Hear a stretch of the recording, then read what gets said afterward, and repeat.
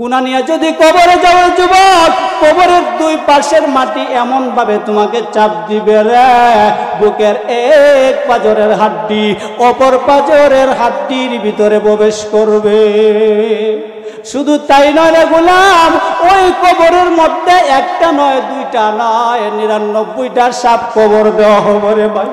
দুনিয়ার জমিনে বলেন তো এমন কোন মানুষ আছো যদি বলো জানে যে আমার ঘরের মধ্যে একটা বিষধর সাপ আমার বিছানায়, এমন কোনো মানুষ নাই যে সে বলবে আমি ওই বিছানায় গিয়ে ঘুমাবো? আছো কেউ বলতে পারবে না রে যুবক। তাইলে তুমি তো জানো হুজুররা বলেছেন গুনাহ নিয়ে যদি কবরে যাও ওই কবরের মধ্যে একটা নয় দুইটা নয় 99টা সাপ হবে রে যুবক। ওই সাপে যদি একবার ধ্বংস করে 40 গজ মাটির নিচে দেহটা চলে যাবে, আবার পেঁচাইয়া লেজ দিয়া তোমাকে জমিনের উপরে উঠাবে রে, আবার ধ্বংস করবে, আবার 40 গজ মাটির নিচে চলে যাবে। ওই কবরে শুধু তাই নয় জাহান্নামের আগুন দাউ দাউ করে জ্বলবে রে যুবক। আরে দুনিয়ার একটা আগুন ইচ্ছা করে হাত দিতে পারি না, হাতটা জ্বালায় পুরে সরকার করে দেয়। হাতের মধ্যে যদি লাগে তাইলে হাত জ্বলে, পায়ের মধ্যে লাগলে পা জ্বলে রে, মাথার মধ্যে লাগলে মাথা জ্বলে, শরীরের মধ্যে লাগলে শরীর জ্বলে। কিন্তু রে যুবক আল্লাহর গোলাম, জাহান্নামের আগুন যদি একবার আমার আপনার শরীরে লাগে তাইলে যে জায়গায় লাগবে শুধু ওই জায়গাটা চলবে না, সাথে সাথে লাগতে দেরি হবে রে ভাই। আপনি আমার কলিজা পর্যন্ত বুনা হয়ে যাবে, কলিজা পর্যন্ত বুনা হয়ে যাবে রে যুবক। এই জন্যই কবরে আযাব সহ্য করতে পারবেন না রে মুসলমান। গুনাহ নিয়ে যদি কবরে যাও কবরে ভয়ঙ্কর শাস্তি হবে। আবার যখন হাসরের ময়দানে উঠানো হবে, ওই হাসরের ময়দানে 2,88,00,000 মাইলের সূর্যটা মাত্র আধা টুকরে করে দেওয়া হবে রে। মাথার গাম পায়ে যাবে, পায়ের গাম মাথায় যাবে, নিজের চক্ষু দ্বারা নিজের দেহটাও দেখতে পারবে না। টপ টপ করে গামগুলা শরীর থেকে বের হইয়া কারো হয়ে যাবে ঘন্টা পানি, কারো হয়ে যাবে আঁটু পানি, কারো হয়ে যাবে কোমর পানি, কারো হয়ে যাবে গোলা পানি রে। এইভাবে শাস্তি একদিন নয় 2 দিন নয়, একটানা 50,000 বছর দাঁড়ায় থাকতে হবে রে মুসলমান। পারবে না রে মুসলমান, পারবে না। এই জন্য বলি রে যুবক, আর কত আল্লাহর বিধানের অমান্য করবা, আর কত মা বাবার নাফরমানি করবা, আর কত মানুষের সাথে অন্যায় করবা, আর কত স্ত্রীকে জ্বালাইবা, আর কত মা বাবা কষ্ট দিবা, আর কত মুরব্বীদের কষ্ট দিবা। এই জন্য বলি রে যুবক, এই দুনিয়াটা কিছু না। আজকে যদি দুনিয়ার জমিন থেকে বিদায় নিয়ে চলে যাও, এই দুনিয়াতে তোমাকে খেয়ে আর লাগবে না রে যুবক। মরতে দেরি হবে। স্ত্রী পানের স্ত্রী বলবে যাও লাশটাকে ঘর থেকে তাড়াতাড়ি করে বের করে দাও, ভাইও বলবে বের করে দাও, সন্তানও বলবে বের করে দাও। সর্বোচ্চ যদি কোনো মানুষ বিদেশে থাকে হয়তো একদিন রাখতে পারে, কিন্তু এরপরে আর কেউ রাখবে না রে ভাই, কারণ সকলেই চাইবে তোমাকে কবরস্থ করার জন্য। এই জন্য এই কবরটা আপনি আমার জন্য যদি জান্নাতের টুকরা হতে চায় তাহলে একমাত্র তওবা করতে হবে। তওবার বিকল্প আর কোনো কিছু নাই। এই জন্য তুমি যদিও গুনাহগার, জীবনে যত গুনাহ করেছো সব গুনাহকে আমার আল্লাহ বলেন একবার যদি আমার বান্দা বান্দি আমি আল্লাহর কাছে তওবা করে হাতটা বাড়ায়া দেয়, আমি আল্লাহর কাছে যদি গুনাহের জন্য অনুতপ্ত হইয়া তওবা করতে দেরি হবে রে, আমি আল্লাহ আমার আদরের বান্দা বান্দিকে মাফ করে দিয়া জান্নাতি বানাইতে দেরি করব না। অতএব একজন মুসলমানের কত দাম! আরে একজন মুসলমান আল্লাহ বলে পৃথিবীর জমিনে থাকবে, আমার আল্লাহ আসমান নামক নিয়ামত ধ্বংস করবে না রে মুমিন। আল্লাহ জমিন ধ্বংস করবেন না, আল্লাহ পাহাড় ধ্বংস করবে না, পর্বত ধ্বংস করবে না। একজন ইমানদার মুমিন যতদিন আল্লাহর জমিনে থাকবে রে, আমার আল্লাহ ততদিন পর্যন্ত এই পৃথিবীকে ধ্বংস করবে না। একজন ইমানদার মুসলমান পৃথিবীর জমিনে যতদিন পর্যন্ত বিদ্যমান থাকবে, আমার আল্লাহ বলেন আমি আল্লাহ ততদিন পর্যন্ত এই পৃথিবীটাকে ধ্বংস করব। 3 নম্বরের নিয়ামত আল্লাহর কাছে বলি নাই, এরপর আল্লাহ আপনাকে আমাকে এমন নিয়ামত দিয়েছেন রে, আমার আল্লাহ যদি চাইতেন আপনাকে আমাকে আদম সফিউল্লাহর উম্মত বানাইতে পারতেন, ঈসা রুহুল্লাহর উম্মত বানাইতে পারতেন, ইব্রাহিম খলিলুল্লাহর উম্মত বানাইতে পারতেন, নূহ পয়গম্বরের উম্মত বানাইতে পারতেন। কিন্তু রে মুসলমান, আল্লাহ আপনাকে আমাকে এমন নবীর উম্মত বানাইছেন যিনি আসমানের নবী, যিনি জমিনের নবী, যিনি পাহাড়ের নবী, যিনি পর্বতের নবী, যিনি সমস্ত নবীদের নবী, যিনি হলেন কুল কায়নাতের নবী। আল্লাহু আকবার। ও মুসলমান, আমি আপনাদেরকে জিজ্ঞাসা করতে চাই, এই 95 ভাগ বাংলার মুসলমানের জমিন, যেই জমিনে আল্লাহু আকবারের ধ্বনিতে সূর্য ওঠে, আল্লাহু আকবারের ধ্বনিতে সূর্য ডুবে, আল্লাহু আকবারের ধ্বনিতে সূর্য ডুবে, যেই জমিনে লক্ষ লক্ষ আল্লাহর ওলিরা বিচরণ করে, লক্ষ লক্ষ আল্লাহর ওলিরা শাহিদ আছে, অতএব এই পবিত্র জমিনে কোন নাস্তিক আর মুরতাদ যদি আমার নবীর বিরুদ্ধে কথা বলে, কোরআনের বিরুদ্ধে কথা বলে, আল্লাহর বিরুদ্ধে কথা বলে, ইসলামের বিরুদ্ধে কথা বলে, এই নাস্তিক মুরতাদদের দাঁত ভাঙা জবাব দেওয়ার জন্য প্রস্তুত থাকবে তো মুসলমান। দাঁড়ায় আল্লাহকে দেখাও, দাঁড়ায়। এই জন্য বলছিলাম মুসলমান, আমরা তো বীরের জাতি, আমরা কাউকে ভয় করি না। বিশ্বের যত বড় পরাশক্তি হও না কেন, আমেরিকা পারমাণবিক অস্ত্রের মালিক হতে পারো, আরে আমরা মুসলমান ভয় করি না। রাশিয়া তুমি পারমাণবিক অস্ত্রের মালিক হতে পারো, আমরা ভয় করি না। ব্রিটেন তুমি পরাশক্তি হতে পারো, আমরা ভয় করি না। ভারত পরাশক্তি হতে পারো, পারমাণবিক অস্ত্রের মালিক হতে পারো, আমাদেরকে হুমকি আর দামকি দাও। আরে আমরা তো মুসলমান, আমরা তো খালিদ বিন ওয়ালিদের উত্তরসূরি, আমরা তো আবু বকর সিদ্দিকের উত্তরসূরি, আমরা তো আলীর উত্তরসূরি। অতএব আমরা বিশ্বের কোনো পরাশক্তিকে ভয় করি না, করতে পারি না। মুসলমান যখন মাথায় কাফনের কাপড় পরিধান করে শাহাদাতের তামান্না বুকে নিয়ে যুদ্ধের ময়দানে ঝাঁপিয়ে পড়বে, নারায়ে তাকবীরের স্লোগান দিয়ে যখন বিশ্বের সকল পরাশক্তি মুসলমানের পায়ের নিচে মাথা নত করতে বাধ্য হবে, বলেন মুসলমান কথা বলেন ঠিক কিনা? কারণ ইসলামের জন্যে, নবীর জন্যে, কোরআনের জন্যে, আল্লাহর জন্যে যদি জীবন দিতে হয় আমরা জীবন দিব, শাহাদাত বরণ করতে হয় শাহাদাত বরণ করব, স্ত্রীকে বিধবা করতে হয় বিধবা করব, সন্তানকে এতিম করতে হয় এতিম করব। এরপরও এই নাস্তিক মুরতাদদের দাঁত ভাঙা জবাব দেওয়ার জন্য প্রস্তুত থাকবে তো মুসলমান। অতএব এই বাংলার জমিনে কোন নাস্তিক মুরতাদদের কোনো জায়গা হবে না, হতে পারে। নাস্তিকতা নিপাত যাক, দিন ইসলাম জিন্দাবাদ। নাস্তিকতা নিপাত যাক, দিন ইসলাম জিন্দাবাদ। কুটি পানের কি আওয়াজ। নাস্তিকতা নিপাত যাক, দিন ইসলাম জিন্দাবাদ। নাস্তিকতা নিপাত যাক, দিন ইসলাম জিন্দাবাদ। কুটি পানের কি আওয়াজ। খোদাদ্রোহী চার পাবে না, এই বাংলায় তাই হবে না, মুসলমানরা জেগেছে আজ। খোদাদ্রোহী চার পাবে না, এই বাংলায় তাই হবে না, মুসলমানরা জেগেছে আজ। নাস্তিকতা নিপাত যাক, দিন ইসলাম জিন্দাবাদ। নাস্তিকতা নিপাত যাক, দিন ইসলাম জিন্দাবাদ। কুটি পানের কি আওয়াজ। খোদাদ্রোহী চার পাবে না, এই বাংলায় তাই হবে না, মুসলমানরা জেগেছে আজ। চলো চলো সামনে চলো, জোরকদমে সামনে চলো, ভদ্রকণ্ঠে আওয়াজ তুলো, সবাই মিলে একই তালে দাও না স্লোগান, নারায়ে তাকবীর, নারায়ে তাকবীর। দিন ইসলাম, দিন ইসলাম জিন্দাবাদ, জিন্দাবাদ। ইসলামের জন্য দেশের হয়েছে জন্ম, ইসলামের বিরুদ্ধে গেলে দেশ হবে ভিন্ন। ইসলামের জন্য দেশের হয়েছে জন্ম, ইসলামের বিরুদ্ধে গেলে দেশ হবে ভিন্ন। ইসলামের বিরুদ্ধে যারা নিয়েছিল অবস্থান, মুসলমান এই বাংলায় জায়গা হয় নাই, পালাইছে হিন্দুস্তান।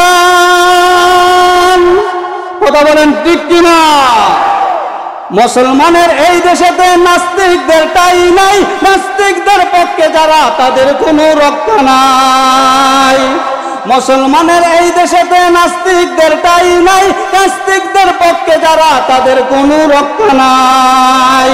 মুসলমানের এই দেশেতে ইস্কনদের ঠাঁই নাই, ইস্কনদের পক্ষে যারা তাদের কোনো রক্ষা নাই। ইস্কনদের পক্ষে যারা নিয়েছে অবস্থান এই বাংলায়, তাই হবে না। যাও হিন্দুস্তান, যাও হিন্দুস্তান, ঠিক কিনা? জোর কদমে সামনে চলো, বজ্র কণ্ঠে আওয়াজ তুলো, সবাই মিলে একই তালে দাও না স্লোগান, নারায়ে তাকবীর, নারায়ে তাকবীর। দিন ইসলাম, দিন ইসলাম জিন্দাবাদ, জিন্দাবাদ। দিন ইসলাম, দিন ইসলাম। নাস্তিকতা নিপাত যাক, দিন ইসলাম জিন্দাবাদ। নাস্তিকতা নিপাত যাক, দিন ইসলাম জিন্দাবাদ। কোটি বানের কি আওয়াজ, খোদা দ্রোহী চার পাবে না এই বাংলায়, তাই হবে না। মুসলমানরা জেগেছে আজ, জোর কদমে সামনে চলো, বজ্র কণ্ঠে আওয়াজ তুলো, সবাই মিলে একই তালে দাও না স্লোগান, নারায়ে তাকবীর, নারায়ে তাকবীর। দিন ইসলাম, দিন ইসলাম জিন্দাবাদ, জিন্দাবাদ। মহতরম হাজিরিন, অতএব আমরা মুসলমান বীরের জাতি, আমরা কোনো পরাশক্তিকে ভয় করি না, ভয় করতে পারি না। আমাদের জীবন দিব ইসলামের জন্য, মরতে হয় মরব, শাহাদত বরণ করতে হয় শাহাদত বরণ করব।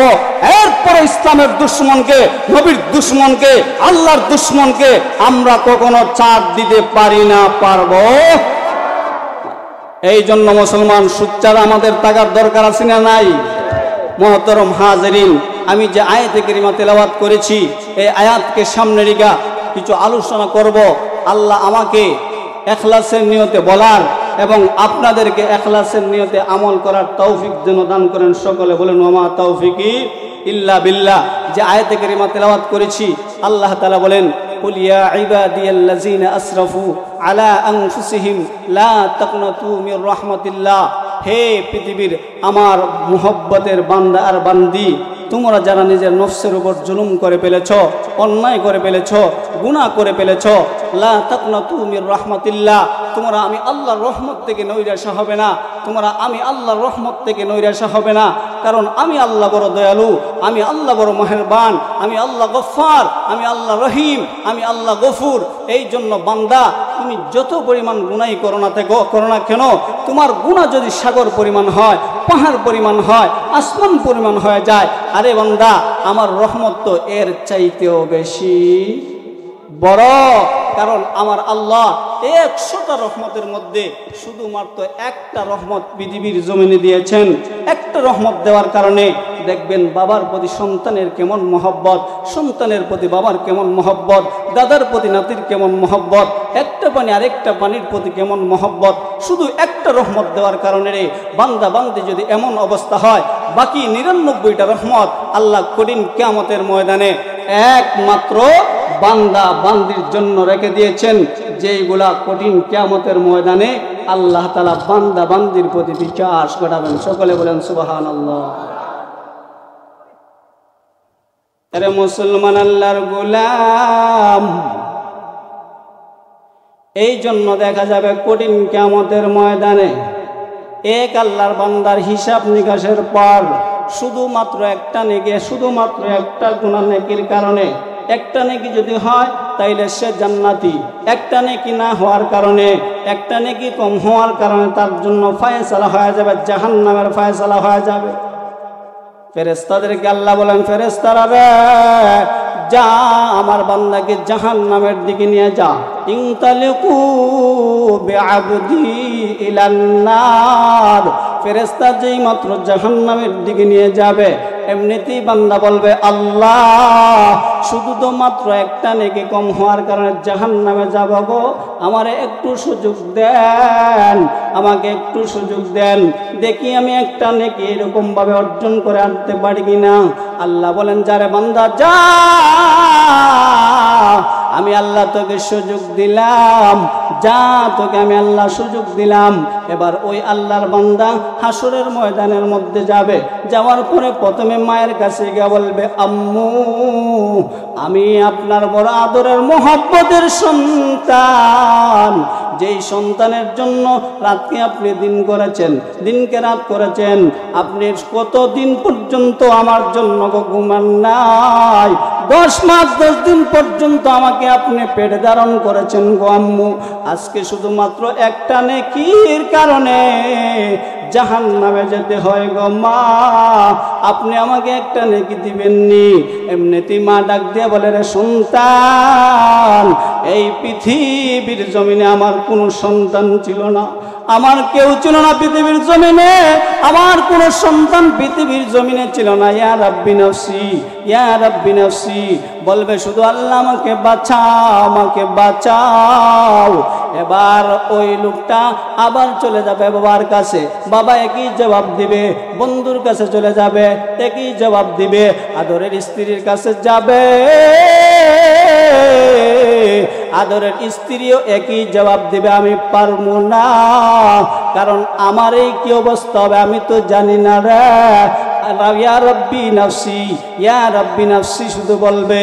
এক পর্যায়ে ওই লোকটা নৈরাশ হয়ে যখন চলে আসবে, হঠাৎ করে পিছন দিকে একটা লোক ডাক দিবে, আরে আল্লাহর গোলাম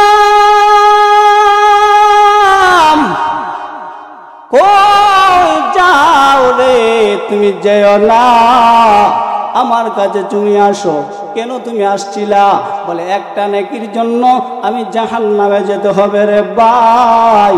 বলে যাও যাও, আমার শুধুমাত্র একটা নেকি আছে, আমার আর কোনো নেকি নাই, অতএব এক নেকি দ্বারা তো আমি জান্নাতে যেতে পারবো না রে, আমার একটা নেকি আমি তোমাকে দিয়া দিলাম।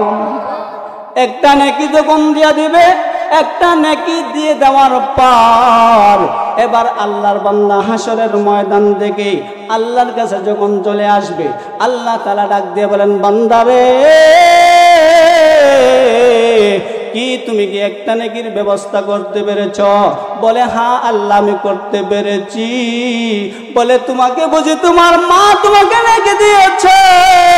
বলে আল্লাহ মা আমাকে নেকি দেয় নাই। বুঝতে পেরেছি রে বান্দা, তোমার বাবা মনে হয় তোমাকে দিয়েছে, না আল্লাহ বাবা দেয় নাই। যেইলে কে দিয়েছে? তোমার আদরের স্ত্রী মনে হয় দিয়েছে, না আল্লাহ আমার আদরের স্ত্রীও দেয় নাই। তাইলে কে নেকিটা দিয়েছে রে বান্দা? বলে আল্লাহ আমি নৈরাশ হইয়া যেই মাত্র ওই হাসরের ময়দান থেকে আসলাম, পিছন দিকে আমার একটা ভাই আমাকে ডাক দিয়া বলছে শুধু তার একটা শুধু নেকি আছে, আর কোনো তার নেকি নাই, এক নেকি দিয়ে তো জান্নাতে যেতে পারবে না, এই জন্য তার একটা নেকি আমাকে দিয়া দিছে। আল্লাহ তাআলা বললেন হ্যাঁ ফেরেশতারা যা, আর দেরি করবি না, ওই বান্দাটাকে নিয়ে আয়। ওই বান্দাটাকে যখন নিয়ে আসবেন, আসার পরে আল্লাহ তাআলা বললেন ফেরেশতারা রে ইউতালিকু বিআবদাইনি ইলাল জান্নাহ, যারা ফেরেশতারা যা আমার দুনু বান্দাকে জান্নাতের মেহমান বানায়া দেয়। ফেরেশতারা বলবে মালিক বুঝলাম না রে আল্লাহ, দুজন কেমন করে জান্নাতি হয়? আল্লাহ বলেন একজন তো তার পরিপূর্ণ আমলের কারণে জান্নাতি, আরেকজন কেমন করে জান্নাতি হয় গো আল্লাহ? আল্লাহ তাআলা ডাক দিয়ে বলেন ও ফেরেশতারা, অনুগ্রহ করা, কারো প্রতি মায়া করা, কারো প্রতি অনুগ্রহ করা, ওইটা তো আমি আল্লাহর গুণ। অতএব আমি আল্লাহর গুণ যে বান্দা বান্দির মধ্যে থাকবে রে, ওই বান্দা বান্দিকে আমি আল্লাহ কোনদিন জাহান্নামে দিতে পারি না। ফেরেশতারা যা যা আমার বান্দার মধ্যে আমার গুণ থাকার কারণে আমি আল্লাহ ঘোষণা দিয়ে দিলাম আমার দুনু বান্দাকে জান্নাতের মেহমান বানায়া দে। এই জন্য রে মুসলমান, আমার আল্লাহ রব্বুল আলামিন আপনাকে আমাকে বড় মহব্বত করেন রে। আমার আল্লাহর চাইতে বড় দয়ালু আর কেউ নাই, আমার আল্লাহর চাইতে বড় দয়ালু আর কেউ নাই রে মুমিন। আমার আল্লাহ আপনাকে আমাকে বড় মহব্বত করে বানাইছেন। আল্লাহ বলেন, বান্দারে আমি আল্লাহর ছেলে নাই, আমি আল্লাহর মেয়েও নাই, আমি আল্লাহর বাবা নাই, আমি আল্লাহর মাও নাই, আমি আল্লাহ কাউকে জন্ম দেই নাই, কেউ আমাকেও জন্ম দেই নাই রে। লাম ইয়ালিদ ওয়া লাম ইউলাদ ওয়া লাম ইয়াকুল লাহু কুফুয়ান আহাদ। আল্লাহ বলেন, বান্দা বান্দি রে আমি আল্লাহ কাউকে জন্ম দেই নাই, কেউ আমাকেও জন্ম দেয় নাই, অতএব তোমরাই হলে আমি আল্লাহর আদরের বান্দা আর বান্দি। আরে আমার আদরের বান্দা বান্দি, তোদেরকে আমি আল্লাহ বড় মহব্বত করে বানাইছি রে। আমি আসমানকেও এত মহব্বত করি না, জমিনকেও এত মহব্বত করি না, পাহাড়কেও এত মহব্বত করি না রে। আমি কুল আসমান জমিন যা কিছু আছে সব কিছুর চাইতে আমি তোদেরকে বেশি মহব্বত করি। আমরা বললাম, মালিক এটা আবার কেমন করে হয়? আল্লাহ আমরা তো বুঝলাম না।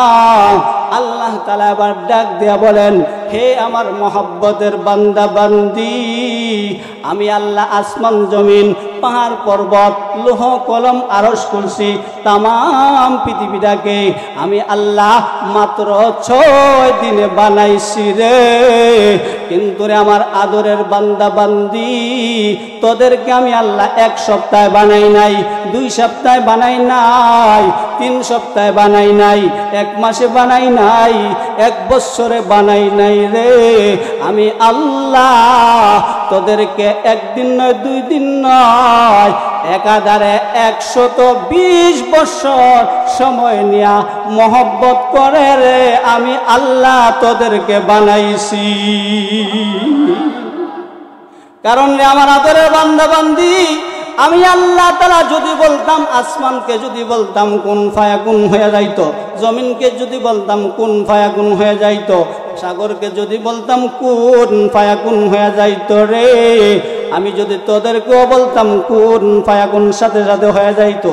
কিন্তু আমি আল্লাহ তোদেরকে কোন বলে বানাই নাই, খালাকতু বিয়াদাইয়া, আমি আল্লাহ মোহব্বত করে রে নিজ হাতে বানাইছি।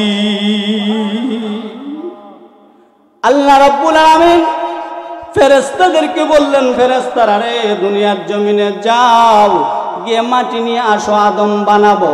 ফেরেশতারা আসলেন, আইসা মাটি নিয়ে গেলেন। ওই মাটিটা বড় এঁটেল মাটি, টনটনের শক্ত মাটি। আল্লাহ বলেন, ফেরেশতারা রে ওই মাটির মধ্যে একটানা 40 বছর পর্যন্ত বৃষ্টি দাও। 40 বছর পর্যন্ত বৃষ্টি দেওয়ার পর এবার ওই মাটিটা হয়ে গেল কাদা মাটি। কেমন মাটি হইল? কাদা মাটি। কাদা মাটি দিয়ে আপনি ইচ্ছা করলে যা চাইবেন তাই নির্মাণ করা সম্ভব। এই জন্য যখন মাটিটা কাদা হয়ে গেল, ফেরেশতাদেরকে আল্লাহ বললেন, ও ফেরেশতারা তোমরা এবার আদমের বটিকে বানাও, তার টাকচারকে বানাও। ফেরেশতারা আদম আলাইহিস সালামের বটি বানাইলেন, টাকচার বানাইলেন। বানানোর পর এবার যখন চেহারাটা বানাইবেন, আল্লাহকে বললেন, আল্লাহ এখন তো চেহারা বানানোর সময়, তখন আল্লাহ কি করব? আল্লাহ তাআলা এবার ডাক দিয়ে বলেন, ফেরেশতারা রে ওই চেহারাটা তোদেরকে দিয়ে বানালে হবে না, কারণ আমার বান্দা বান্দির চেহারার মধ্যে বড় দামি কপাল। ওই কপাল দিয়ে আমি আল্লাহকে সেজদা দেয়, অতএব এটা বড় দামি কপাল। এটা ফেরেশতা দিয়ে বানাইলে হয় না, এটা কোন বলে বানাইলে হয় না রে। আমি আল্লাহ খালাকতু বিয়াদাইয়া, নিজ হাতে বান্দা বান্দির চেহারাকে বানাবো। এ ফেরেশতারা তোদেরকে দিয়ে বানাবো না, আমি আল্লাহ নিজ হাতে বানাবো রে। এই জন্য আল্লাহ বান্দা বান্দিদেরকে ডাকেন, হে আমার আদরের বান্দা বান্দি, কি পরিমাণ গুনাহ করেছো, সাগর পরিমাণ হয়ে গেছে, টেনশনের কারণ নাই, সাগর পরিমাণ নেকি দ্বারা পরিবর্তন করে দিব। পাহাড় পরিমাণ গুনাহ করছো, পাহাড় পরিমাণ নেকি দ্বারা পরিবর্তন করে দিব রে। জমিন পরিমাণ গুনাহ করে ফেলছো, আমি আল্লাহ জমিন পরিমাণ নেকি দ্বারা পরিবর্তন করে দিব। টেনশন করবে না রে বান্দা, আয় আয় আমি আল্লাহর কাছে আইসা চা, তওবার নিয়তে হাত বাড়া।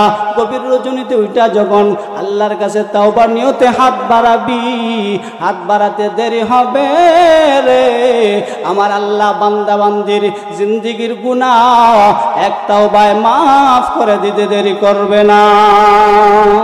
শুধু বান্দা বান্দির গুনাহ মাফ করবে তা নয় রে, আমার আল্লাহ বলেন গুনাহগারের লিস্টি থেকে নামটা কাটাইয়া সাথে সাথে আমি আল্লাহ তাদেরকে যুগশ্রেষ্ঠ আল্লাহর ওলিদের খাতায় নাম উঠায়া নিব। মুসা নবী কয়, মালিক এই জমিনে তোমার সবচাইতে বড় নাফরমান, সবচাইতে বড় গুনাহগার, সবচাইতে বড় নাফরমান কোন লোকটা আমি একবার দেখতে চাই গো আল্লাহ। আল্লাহ বলেন মুসা রে, তাইলে 3 রাস্তার মোড়ে গিয়া দাঁড়াও, দেখবা একটা লোক কুলের মধ্যে বাচ্চা নিয়ে পাহাড়ের দিকে যাইতেছে।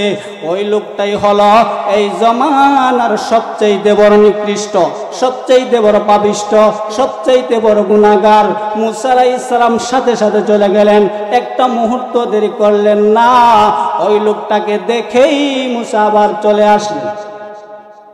আয়েশা বলেন, আল্লাহ পৃথিবীর জমিনের সবচাইতে বড় নাফরমানকে তো দেখাইছ, আল্লাহ এবার আমি দেখতে চাই এই জমিনের সবচাইতে বড় আল্লাহর ওলি, সবচাইতে বড় বুজুর্গ, সবচাইতে বড় নেককার কে, তাকে আমি একটু দেখতে চাই গো আল্লাহ।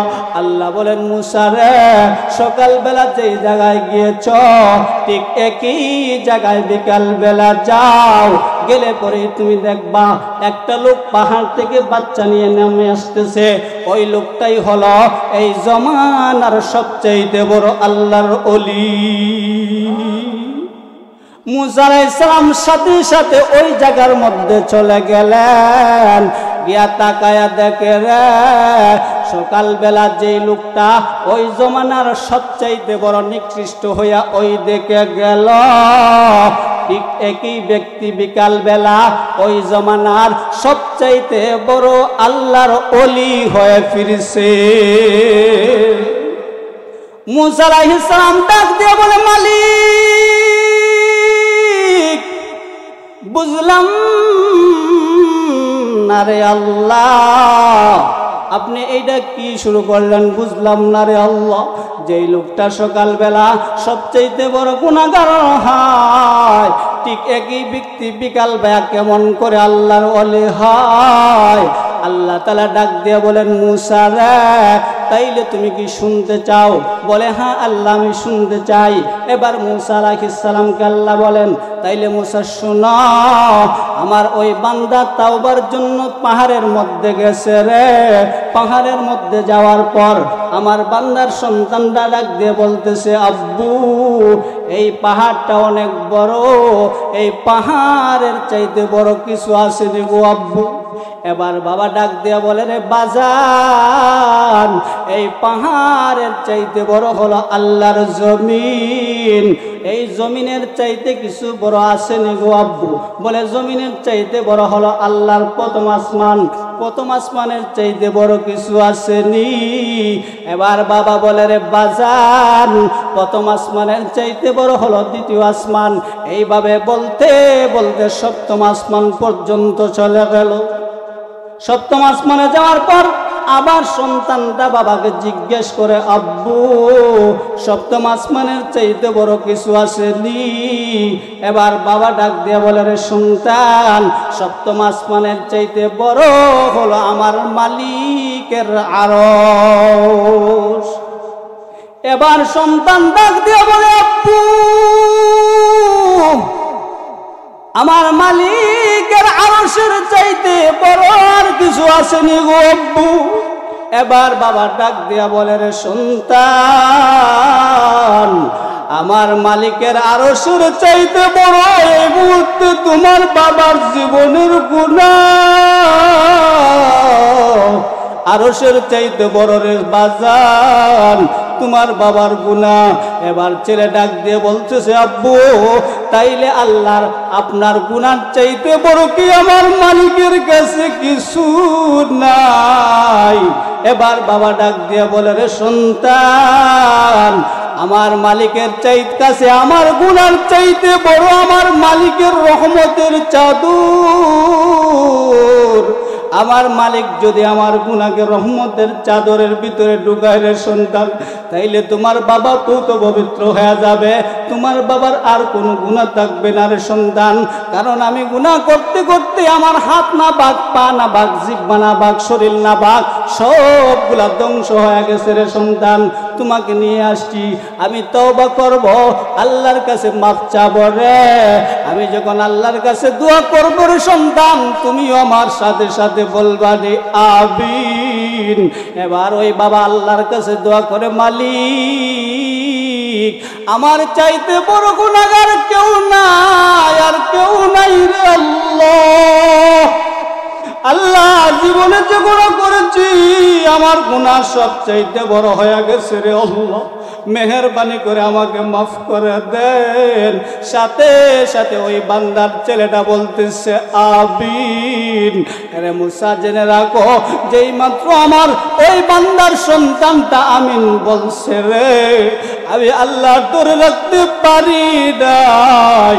আমি আল্লাহর আরশের মধ্যে সৃষ্টি হয়ে গেছে, আমি আল্লাহ রাখতে পারি নাই। আমি আল্লাহর সাথে সাথে আমার বান্দার জিন্দেগির গুনাহ মাফ করে দিছি রে। আরে মুসা শুধু গুনাহ মাফ করছি তা নয়, আমি আল্লাহ সাথে সাথে আমার বান্দাকে সন্ধ্যার আগে আগেই যুগ শ্রেষ্ঠ আল্লাহর ওলি বানায়া দিছি। এই জন্য ভাইরা আমার, আল্লাহর চাইতে বড় দয়ালু, আল্লাহর চাইতে বড় মেহেরবান, আল্লাহর চাইতে বড় গফফার পৃথিবীর জমিনে আর কেউ নাই। আরে বান্দা কি পরিমাণ গুনাহ করেছো, আরে আল্লাহর চাইতে বড় দয়ালু তো আর কেউ নাই। আরে তোমার মা তোমার বাবার কাছে যদি অপরাধ করো, তোমার মা বাবা যদি তোমাকে ঘর থেকে বের করে দেয়, কিন্তু ওই সন্তানটা যখন বিকালবেলা আইসা আবার মায়ের পায়ের মধ্যে ঝরাইয়া ধরে কানবে, পৃথিবীর এমন কোনো মা নাই ওই সন্তানকে মাফ না করে দিয়ে থাকতে পারে। আপনি যদি আপনার বাবার কাছে অপরাধ করেন, কিন্তু বাবার কাছে চোখের পানি ছেড়ে দিয়ে আইসা কাকুতি মিনতি করে যখন মাফ চাইবেন, পৃথিবীর এমন কোনো বাবা নাই যে ওই সন্তানকে মাফ না করে থাকতে পারবে।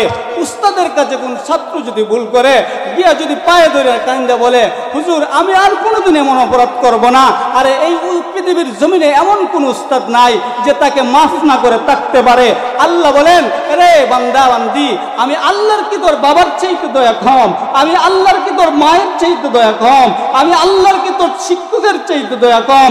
আরে আমি আল্লাহ তো এমন দয়ালু, তোর গুনাহ যদি সারা পৃথিবীটা বইরা যায়, আসমান থেকে জমিন পর্যন্ত হয়ে যায়, সব কিছুর চাইতে আমি তোরে বড় মহব্বত করি, সব কিছুর চাইতে বড় মহব্বত করে তোরে বানাইছি। আমি আল্লাহ তোদেরকে জাহান্নামে দেওয়ার জন্য নয়, একবার আমি আল্লাহর কাছে আয়। ওই কবরের মধ্যে যদি যাও, ওই কবর একটা অন্ধকার ঘর, ওই কবরের মধ্যে যাওয়ার পরে কোনো সাথী নাই, কোনো বাতি নাই, কেউ নাই, দেখার মতো কেউ নাই, একমাত্র আমার আল্লাহ। গুনাহ নিয়ে যদি কবরে যাও যুবক, কবরের দুই পাশের মাটি এমন ভাবে তোমাকে চাপ দিবে রে, বুকের এক পাজরের হাড্ডি অপর পাজরের হাড্ডির ভিতরে প্রবেশ করবে। শুধু তাই নয় রে গোলাম, ওই কবরের মধ্যে একটা নয়, দুইটা নয়, 99টা সাপ কবর দেওয়া হবে রে ভাই। দুনিয়ার জমিনে বলেন তো এমন কোন মানুষ আছো যদি বলো জানে যে আমার ঘরের মধ্যে একটা বিষধর সাপ আমার বিছানায়, এমন কোনো মানুষ নাই যে সে বলবে আমি ওই বিছানায় গিয়া ঘুমাবো? আছো কেউ বলতে পারবে না রে যুবক। তাইলে তুমি তো জানো হুজুররা বলেছেন গুনাহ নিয়ে যদি কবরে যাও, ওই কবরের মধ্যে একটা নয়, দুইটা নয়, 99টা সাপ হবে রে যুবক। ওই সাপে যদি একবার ধ্বংস করে 40 গজ মাটির নিচে দেহটা চলে যাবে, আবার পেঁচাইয়া লেজ দিয়া তোমাকে জমিনের উপরে উঠাবে রে, আবার ধ্বংস করবে, আবার 40 গজ মাটির নিচে চলে যাবে। ওই কবরে শুধু তাই নয়, জাহান্নামের আগুন দাউ দাউ করে জ্বলবে রে যুবক। আরে দুনিয়ার একটা আগুন ইচ্ছা করে হাত দিতে পারি না, হাতটা জ্বালায় পুরে সরকার করে দেয়। হাতের মধ্যে যদি লাগে তাইলে হাত জ্বলে, পায়ের মধ্যে লাগলে পা জ্বলে রে, মাথার মধ্যে লাগলে মাথা জ্বলে, শরীরের মধ্যে লাগলে শরীর জ্বলে। কিন্তু রে যুবক, আল্লাহর গোলাম, জাহান্নামের আগুন যদি একবার আমার আপনার শরীরে লাগে,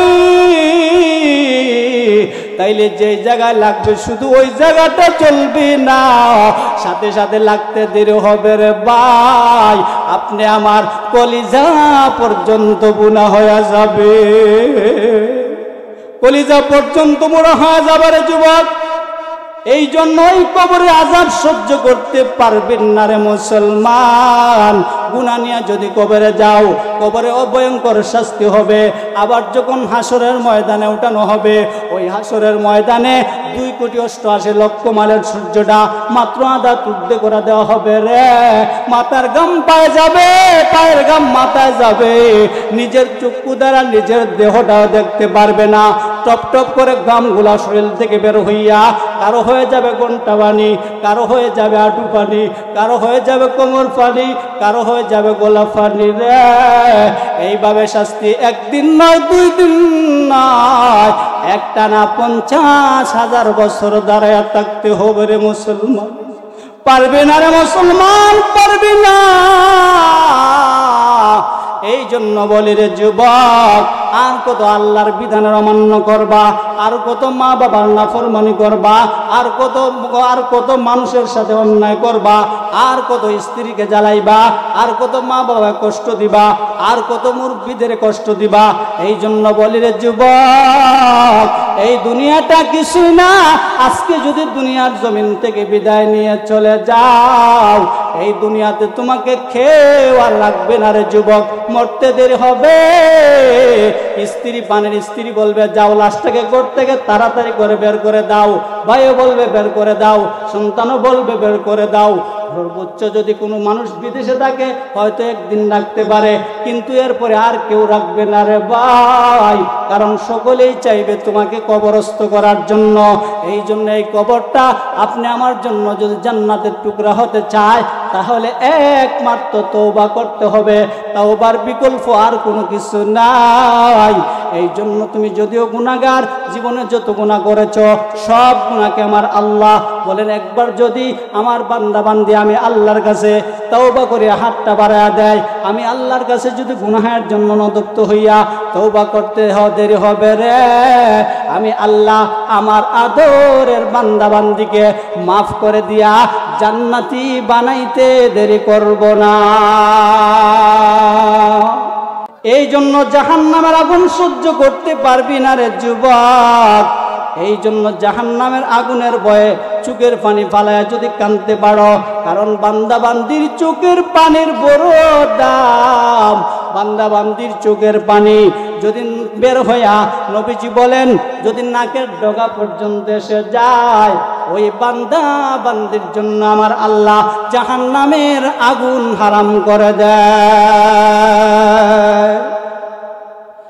আদর রিয়া বান্দা আল্লাহ বানায়া, আদর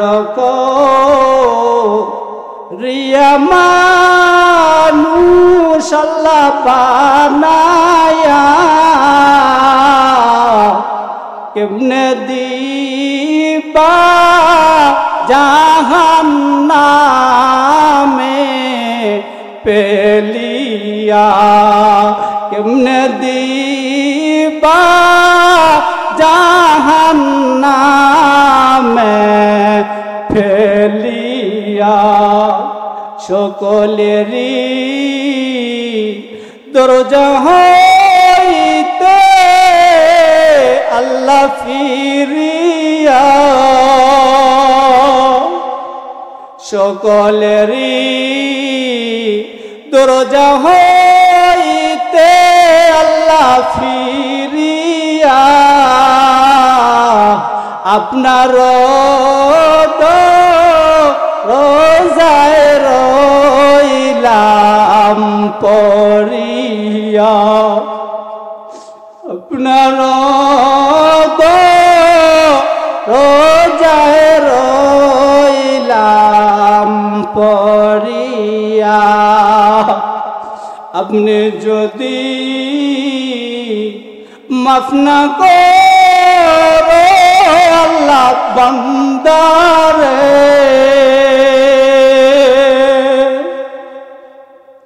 আপনি যদি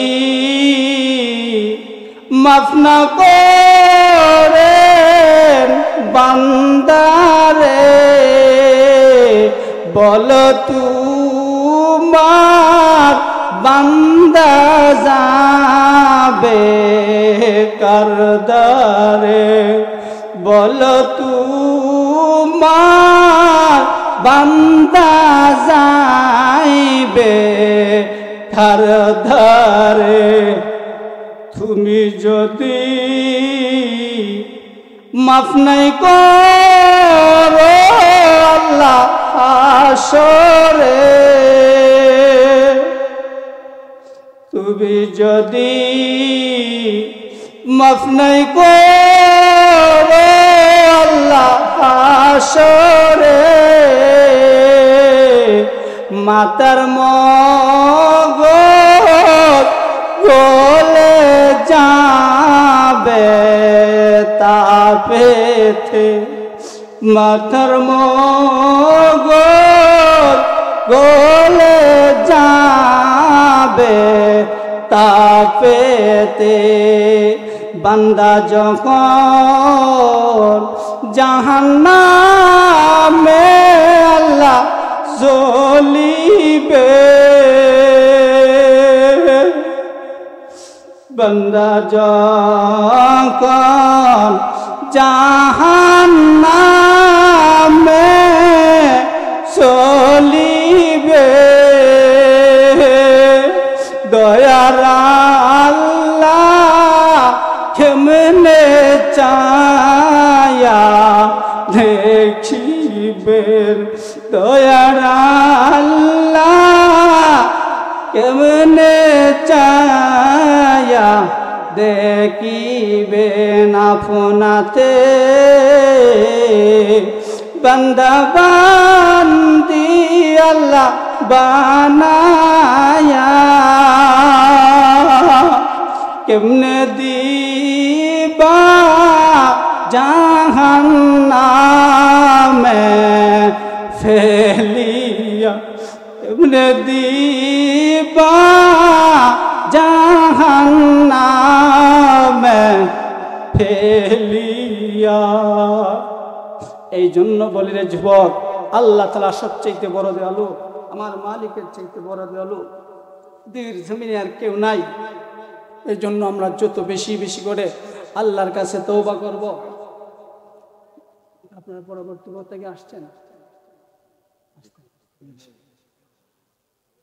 আমরা যত বেশি আল্লাহর কাছে তওবার নিয়তে হাত বাড়াবো যত বেশি আল্লাহর কাছে দোয়া করব আল্লাহ আপনি আমার প্রতি তত বেশি খুশি হবেন আল্লাহ বলেন বান্দারে তুমি আমি আল্লাহর কাছে যত চাইবে আমি আল্লাহ তত বেশি খুশি হইব আমি আল্লাহর কাছে কোনো বান্দা যদি না চায় আমি আল্লাহ নারাজ হই আর আমি আল্লাহর কাছে যত বান্দা যত বেশি চাইবে আমি আল্লাহ আমার বান্দা বান্দির প্রতি তত বেশি খুশি হব লাস্ট কথা বলেই শেষ করছি কোনো তওবাকারী যদি খালিস নিয়তে আল্লাহর কাছে তওবা করে আল্লাহ তাকে 4টা পুরস্কার দিবেন 1 নম্বর হলো আল্লাহ তাআলা তাকে আল্লাহর বন্ধু বানায় দিবেন হাবিবুল্লাহ 2 নম্বরে আল্লাহ বলেন ওই বান্দা বান্দির তওবাকে আমি আল্লাহ এমন ভাবে কবুল করব আত্তাইবু মিনাজ জামবি কামান লা জামবালা যেমন আমার বান্দার জীবনে কোনো গুনাহ ছিল না 3 নম্বরে আল্লাহ বলেন আমি আল্লাহ আমার এই বান্দা বান্দির জিম্মাদার হয়ে যাব, কোন শয়তান আর তাকে ধোঁকা দিতে পারবে না।